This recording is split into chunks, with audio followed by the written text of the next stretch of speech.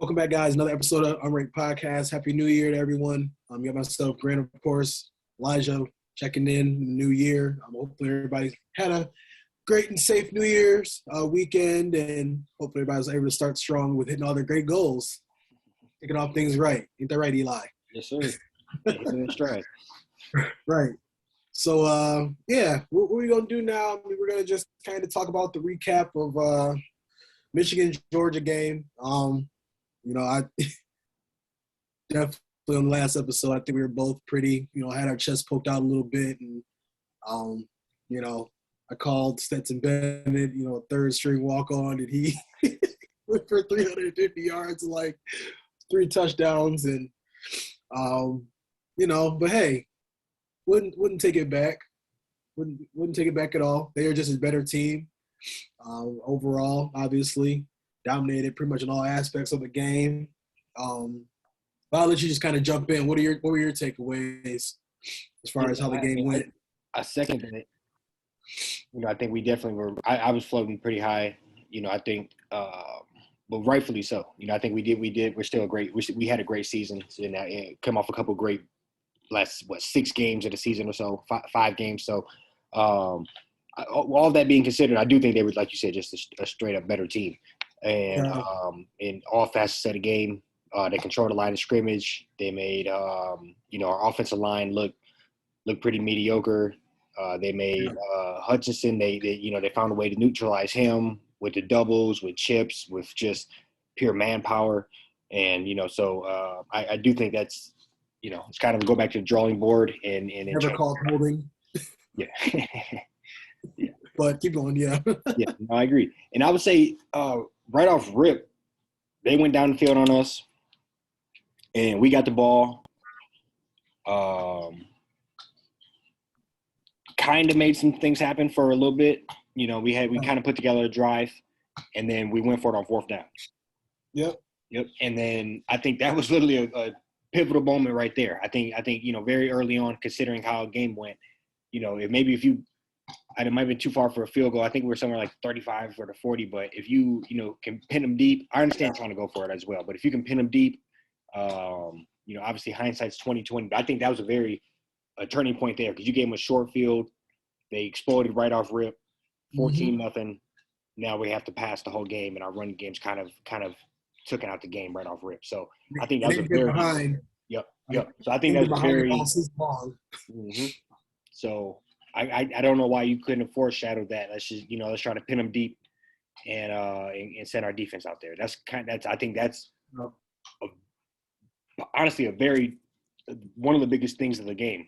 Obviously, from there the floodgates were open. So I think right off rip we kind of messed that up. And then I don't know. I don't think they did anything special. I think there's kind of this manhandle us from there. So they really did. Yeah, I mean, there's a lot of plays on the internet right now where they were just like,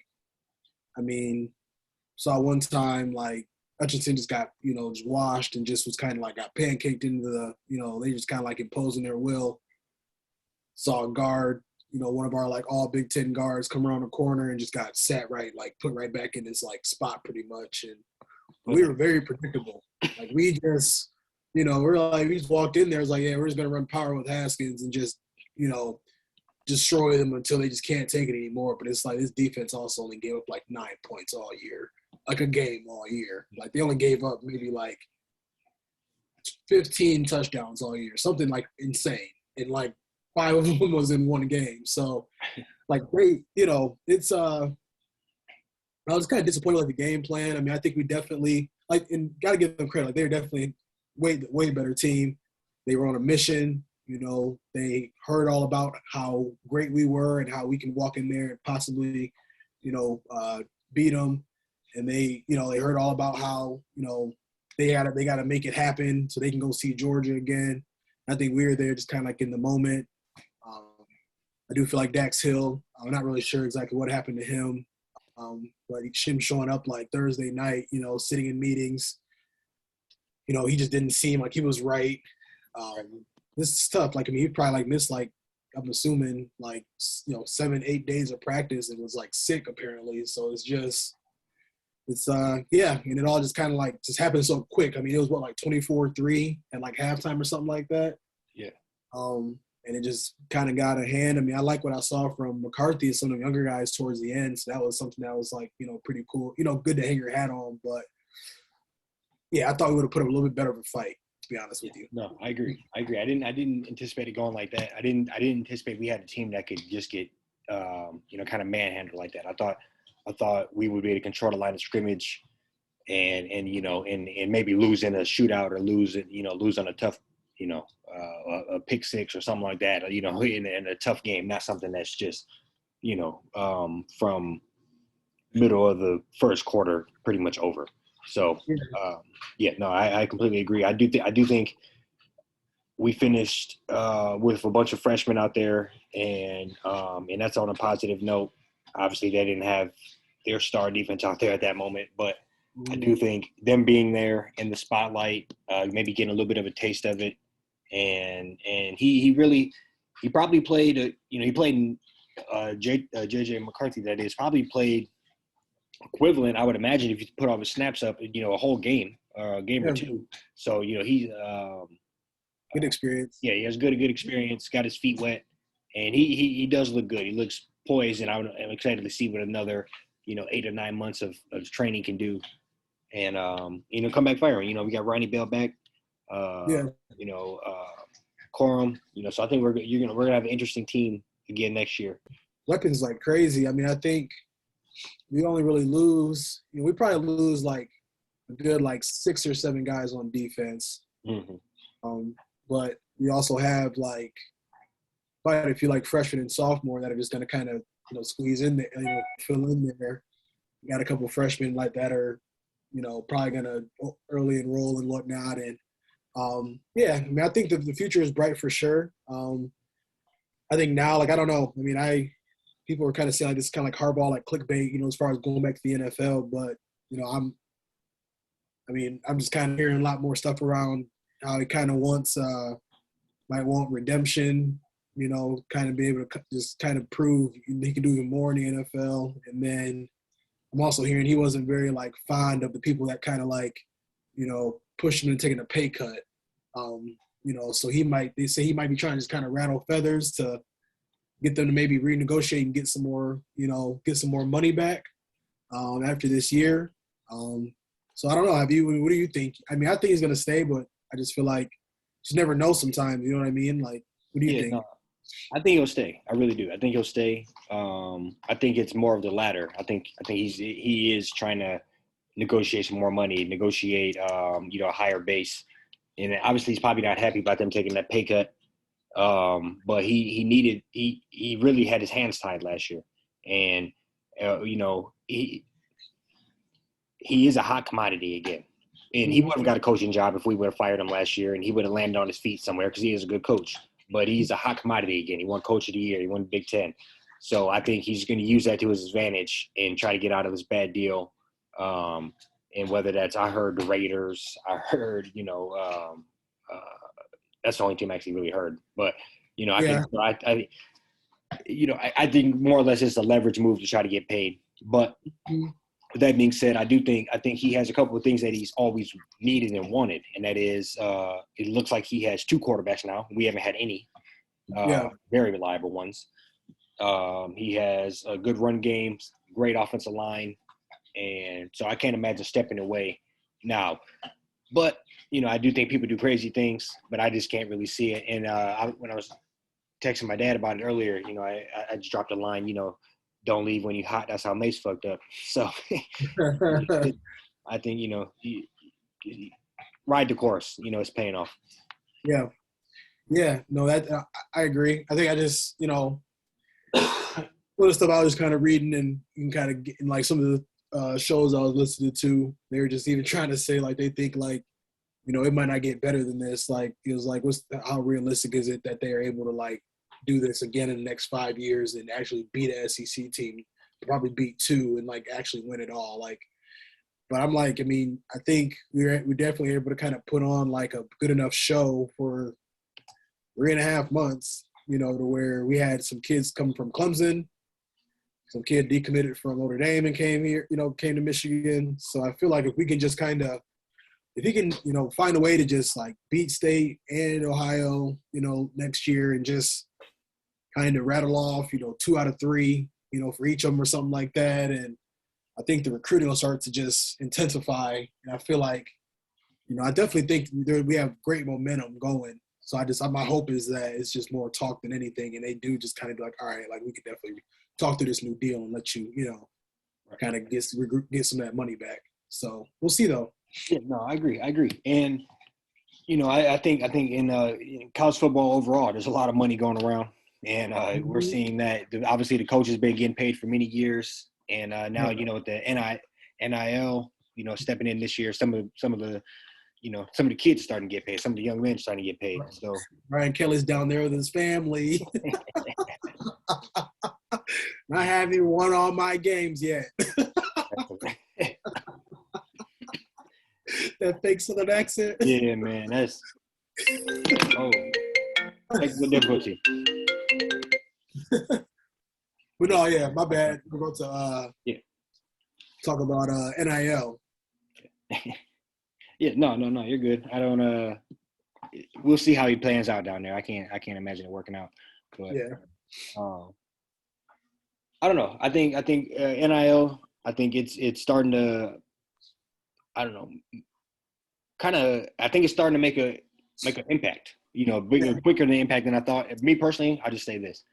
I didn't think the packages and all that would be so blatant. I think. I knew it would happen. I just didn't think it would be like, yo, this is the offer, kid. Let me tweet it out. Yeah. So I think that's just my personal thing. I don't have a problem with it. I think everybody is a brand, and you should be able to go get paid. I just didn't think it'd be that open. And so I kind of want to get your opinion on just the open season, open checkbook for some of these kids. Hey man, it's a great thing to see. I'm happy for all of them, honestly. Like just the fact that EMU can put together a mill, you know what I'm saying? Like, or 250K over, or they said a mill for the year. A year. I'm like, so yeah, I mean, good for them. You know what I'm saying? Like, hopefully they can, cut that in half and try to snag, 3-star, 4-star, maybe something like that. QB, you know what I mean? Just try to find ways to, strengthen their programs. I mean, I think some people were kind of always saying like, the little guys will be the ones kind of missing out. I feel like if they can, get them boosters and start pitching in a little more, and I mean, the sport don't do nothing but just grow and become more and more popular as the years go on. And I just think it's a great thing to kind of see these kids being able to, make some money, while being in school. Because let's be real, I mean, they've said like what out of at one D1 game, there's 22 players on the field. Probably 100 on each sideline, and only like one kid ends up getting drafted or playing in the NFL. So, I think it's this is basically the free agency for college, and I'm just it's gonna be real interesting just kind of seeing these players jump around the way that they are, and it's gonna be like some very like heavy like ramifications behind it. Like there's some things that are like really gonna be able to start happening. That's gonna be like Caleb Williams. I know we'll start to talk a bit more about him, but that's going to be crazy to see where he goes. Yeah. No, it is. I don't know. It is interesting just to see how much money the even like a smaller school can put together. If Eastern Michigan can put together $1 million package,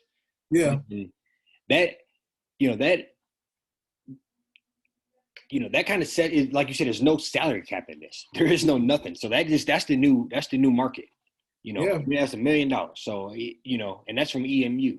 So you guys believe that Michigan's got to come with 2 or 5, or you know what I mean. So it's kind of So if that's kind of the market for some of these. So I think it's an open market, and everybody's able to kind of place their bid on, and then the kid can or the player can pick the best situation for them. And I looked up this one so talking about Caleb Williams in particular, Eastern Michigan and Charlie Batch. I'm not sure what I know he went to Eastern Michigan. I'm not sure what his association is with the company, but it's called GAMEABOVE Capital, and they're a $50 million investment hedge fund. So who's gonna paid $1 million. So I'm sure that's that's interesting. It's kind of interesting to see like what they could put together for him as far as whether he's doing ads for them on game day or whether he wears a patch on the jersey. Can they start to do that? How far could they take this? Yeah. I just want to know where in particular.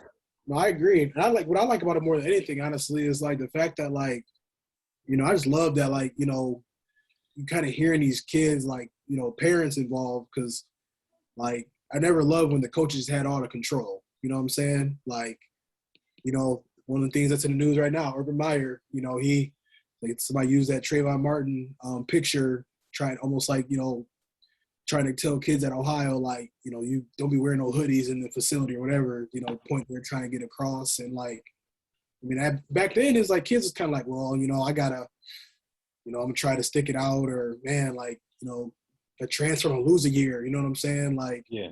Now it's like you fast forward to 2022. It's like, okay, that's how he's coming. Okay, like let me go ahead and enter my name into the transfer portal, and 4 or 5 star. You're coming from OSU, you're gonna have people knocking at your door, like ready to come take you from him for whatever the dollar, may be. So I just like that the control is more in the kids' hands, in the parents' hands, because like I said, like 3 or 4 years, even like a year ago, kids was kind of putting themselves, at risk and not really seeing anything in return, and was losing eligibility for signing stuff, So I like it. I'm enjoying it. Sorry. I wonder if – all right, so they probably wouldn't be able to put a patch on their jersey. Mm-hmm. I said that a moment ago, but I just been brainstorming since you were talking. What about like an arm sleeve with a company logo on it? What about a headband or something like that, like with a company logo on it? So would they allow – could they do that? Could Caleb Williams get the $1 million, and then like what? And where I'm just saying, so like there's new ways to do that. There could potentially be a lot of money out here when you consider like the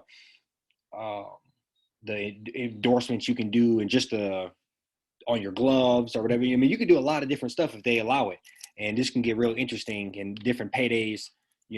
How much is if you catch a touchdown in the Big Ten championship game, and then you run up and then flash a logo on your gloves, how much is that worth to that company?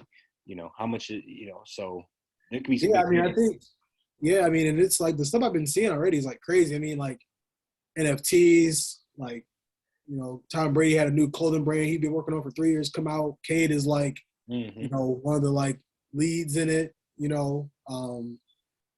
restaurants, just like kids on social media with like Bojangles and Waffle House, and they're already getting so creative with it. So that's a good point that you make, to where like I don't know if like, like you said, throwing a logo on a jersey or something. That'd probably be, it's obviously they're, there's only certain kids being represented. So I don't know if it's like a, maybe like not like a team thing or something in that regard, but I'm sure there's some things okay to be like, all right, like, we are in college, we are a team. But yeah, the creativity around it so far has been pretty cool. I've heard that Texas, I think they're giving pretty much like $50,000 a year in like scholarships to O-linemen if they're like from Texas and they go to Texas. Like there's something I saw it like a month or so ago, but it's just, that's why I just feel like it's going to be, I think it's going to make the markets even more competitive, because schools they're going to find ways to make it worth these kids' while to like make them stay at home, or, go to that, mid-level Big 12 school, maybe over sitting at Bama for 3 years. You know what I mean? Like, I think it's just going to kind of starts to level things out a little bit, to where it'll make the playing field. I think things are going to get a lot more competitive. That, and then you talk about expanding the playoff too. Like, I feel like that's something that kind of comes to fruition. Like, we'll be looking at, just basically the minor league for the NFL. I agree. So, and it's good to see. Like you said, short, big time gains in a very little time. The mere fact that they don't have to sit out if they transfer, or it's much. Do they not have to sit out at all, or is it easier just to get out of having to sit out? But either way, before it was a death sentence. You got to sit out a whole year no matter what. Now it seems to be hey, you know, I just kind of, and then they I let it looked go. up a I looked up a transfer portal like on just you can look at it almost if it's like Max Preps or like them like recruiting sites, and literally every kid on there I saw, I didn't even know that until the other day. Like I just googled transfer portal, just wanted to kind of see who all was in there, and like yeah, everybody was like they said like eligibility. They were like immediate, immediate, immediate, immediate. Like I don't think I saw anybody on there that had to sit for anything. I think that just doesn't Yeah, like, it don't even exist anymore, which is wild. it is. It is, and that's a big game changer. That was such a deterrent. That was such a punishment. So you know, getting that off there, and Yeah. and then opening it up where these kids can get paid, get some endorsements, and that's probably gonna keep some kids around a little longer. Oh yeah. You know, even if I don't necessarily have an NFL career or a career at the next level, but I can make $50,000 a year here, I probably will stay and finish. And then I'm making 50 grand a year here. I got a little business skills. I know these connections with these companies, and I have a degree. You know, that's not a bad place to be in. You know, as a Like 22-year-old kid. like a prime example would be like I was thinking about kind of like Hutchinson, how he probably could have been like a late first rounder, last year, but he decided to stay. Did everything he did, got a couple endorsements for sure. So he was. I think how you looking at it just like from like a connection standpoint, like he not only like made himself more money by coming back, he made money while coming back, and then okay, say his career only go like 9, 10, 11 years, like he's already ultimately just kind of like now he has connections. Not that it's hard for these guys to find jobs when they get done. I don't know. It kind of depends on who you are, but like it's all been so beneficial to him, and that's just how it's gonna be for them kids that are just like like the Colt Brennans and like the I mean, there's a ton of guys that were just like not good enough to really play like in the league. Like they're gonna just be able to make some good profit all 4 or 5 years and be pretty much set up for life. Yeah, I mean, people. I mean, no, we don't got to rattle them off, but I know people always talking about how much money like a Johnny Manziel would have made, or Yeah. Reggie Bush, or Yep. something like that. That just was the Yeah. talk of the town, hanging out with NBA players. Right. Yeah. So I And imagine they then, would have racked in countless yeah. amount of money. Yep. And then it's like, they would have tripled whatever them like college superstars that won't really pan out, Yeah. they would have tripled what they was making. But like, Yeah, Reggie Bush could have had an endorsement with that apartment complex. yeah. Oh God. Yeah. But no. But like I just think about how like, that QB that has the passing record in the Mountain West Conference that plays for like UNLV, like they'll have his face everywhere, all over the town. You know what I'm saying? Like those types of guys, it's gonna be like they're gonna really be able to cash in. If you had, I guess there's gonna be an incentive to go to like Rice University or FIU. Like coaches can be like, I mean, look around, like we can put you here, like free food here, just like instead of like Texas calling and being like, oh, well, we got like 2 other 4 stars coming in. And, I think second year of spring ball, you might be able to compete. But the first 2 years, you're probably just going to not dress. You know what I'm saying? So I just think that like they're going to do it's going to be yeah. So how big you think, I mean, potentially, I mean, $1 million is like $1 million a year is probably what, at least a second round pick in the NFL. I mean, potentially somebody like this Caleb Williams. I mean, looks like a first round pick, but let's say 3 years from now he's a second or third round pick. He can make more money in college than he would in the pros. Yeah, it could be. The trajectory is crazy because like I'm sure right now they're just like presentations are probably just being thrown at them. Yeah. People don't hop in private jets. They might, take your pick: Notre Dame, Georgia, like Florida, LSU. I mean, like I don't think he's going back to OU because they got that dude. Like that was crazy that happened. Like I want to kind of ask you too where you think he's gonna go, but like the world is his at this point, and I'm sure they parents, sitting back like we're gonna make agent probably involved too. I see a lot of kids are with these starting to sign with sports agencies, so that's making it at least they're like protecting themselves too. It is. I haven't really looked into it. I mean, I think I could see USC. Now that's kind of like a shady business almost to take the quarterback with you. But Yeah. I do think they got to be on the short list. They say they didn't like how the coach left though. So it might be, yeah. and they just had this 5-star stay, and it's like, I got like a freshman I can just, I also got this guy that's like, Rattler went to South Carolina, which is the biggest curveball. So I mean, I really have no idea where these kids are going to end up. Well, his old offensive coordinator was there. Yeah, that helps. I didn't know that either, but I'm like, all right, like that. But that makes a little more sense. I was like, South Carolina, like. Yeah, it was still random. I mean, I was still really thrown off by that. I thought he was might go back home or something, but yeah, no. So I would say, I know you talked about Georgia. I mean, I think he's going to one of the big boys. I think he's going somewhere to compete. I think that's what he wants. He wants a championship. So he should go to USC. It would be nice. I mean, like I said, you gotta, Lincoln gotta, work some magic. At least from what I've been reading. You know what I'm saying? But, like, he go there. I mean, we always talk about how USC, that's probably one of the top 3 coaching jobs in college football. Like, top 5. I mean, I feel like you go over there and get things going. Like, they're going to forget about who UCLA is. And you can easily be the 4th seed in the playoff pretty much. All I got to do is win out. That's probably easier conferences to do it in. Right. No, I agree. You just got to get past Oregon every now and then. Right. Utah went over there and they seem to be making some noise. Yeah. Yeah. So.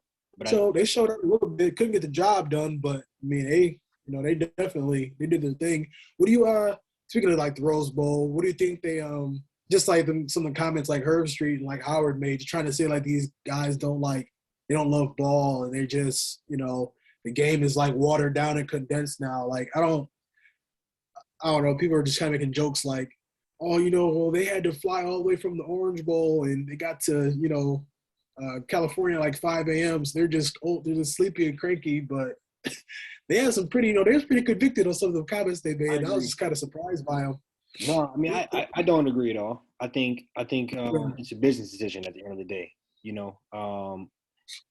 I can't think of my man's name, but somebody went down this weekend or last weekend. Matt Corral. Matt Corral. Yep. Yeah. Top 10, second, third quarterback off the board on everybody's list. And yep. So, you consider that, and, that alone is going to cost him millions of dollars. So, yeah. And I think to say that on the same weekend is just insensitive. And these kids, why should they go out there? Now, I do think I don't think they have the obligation to. I get, I completely understand not going out there. So yeah. No, I think, and here's my thing on like loving ball. You know what I'm saying? Like when you get to a certain level where you have a chance, like you knock on the door, potentially making like millions of money. Like at that point, like love is there, but it's not really love anymore. You know what I'm saying? Like it's like taking care of family. It's like, setting myself up for like my future. And like these kids don't really get that opportunity, like you don't get that opportunity every day. Like I said earlier, like 1 in like 17,000, however many, kids are playing college Division I football, 1, 2, 3, or like NAA and I forgot what the last one's called, but like when it gets to that point, like is it really like love? I mean, it's like this is where it's like life-changing decisions are needing to be made in order to set yourself up for the future. So yeah, high school you play all 4 years, you play in every single game, you play in that last game, you know what I mean? Like high school is a whole different breed because that's where you really do at this point, that's where you're really doing it for free. Right. That's the cutoff now.